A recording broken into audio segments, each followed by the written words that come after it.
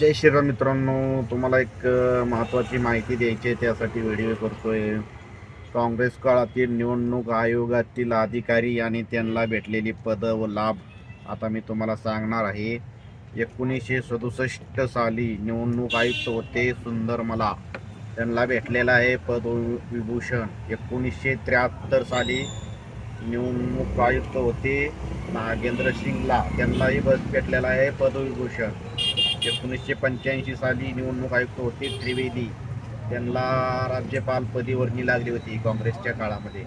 1990 साली निवडणूक आयुक्त होते रामादेवी, त्यांचेही राज्यपाला पदावर बढती केली होती काँग्रेसने. 1996 साली निवडणूक आयुक्त होते शेषन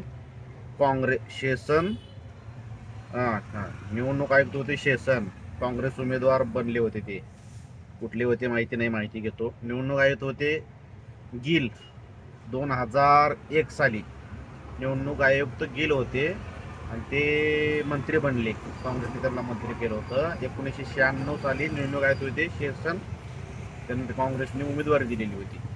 धन्यवाद. जय श्रीराम मित्रांनो.